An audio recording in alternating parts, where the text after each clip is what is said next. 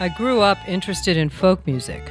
We lived in Greenwich Village and went to the Circle in Washington Square Park every Sunday, where people played music.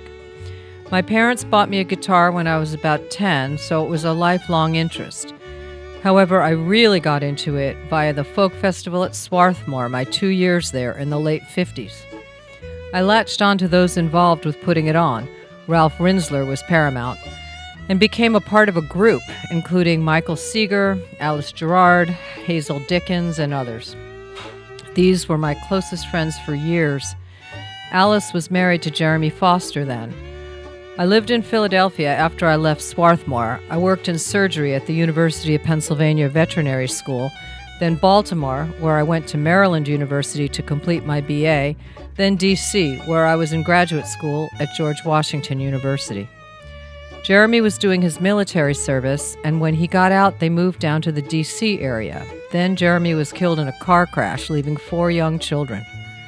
Alice bought a house with his insurance money, and I moved into an apartment in the basement.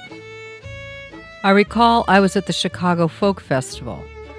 I was walking up to the auditorium, and Bill Monroe came driving by. I'd known him for years, knew a great many people in the music.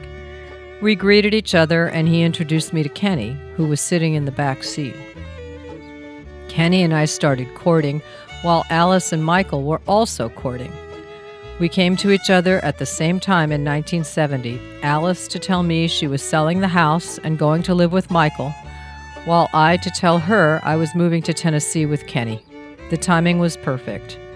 It wasn't only bluegrass we were involved with, by the way, but all kinds of old-time folk music. In fact, Hazel and I took part in a tour of Appalachia, collecting music with Ralph Rinsler, and got to know lots of the people who created the music, not the imitators from the popular folk scene. We were involved in the folk festivals in Rhode Island, which were run with the purpose of using the famous imitators to bring an audience to the real originators. Joan Baez, Peter, Paul, and Mary, and others were there with the same purpose of getting some of the recognition and money into the pockets of the real creators. It wasn't only Southern music, there was quite a bit from Canada too, all of it going back to Scots-Irish music. From the late 50s until we moved into the Cottontown Farm in '71, I was as involved with the music as I was later involved with the Deerhounds. When I moved to the Nashville area, Kenny was still working for Bill as one of the Bluegrass Boys and was on the Grand Ole Opry whenever he wasn't on the road. So I backed off from my involvement, other than attending the Opry from time to time. It was at the Ryman then, before the new Opry House was built, or some parties now and then. It was his work, so I felt it necessary to fade into the background.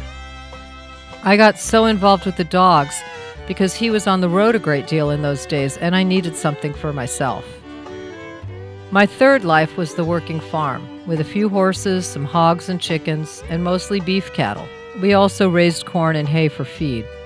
There were neighbors who helped with the work when Kenny was away. Of course, we gave up the working farm a number of years before Kenny died, and toward the end of his life, he gave up the music too, which I have less and less involvement in since his death.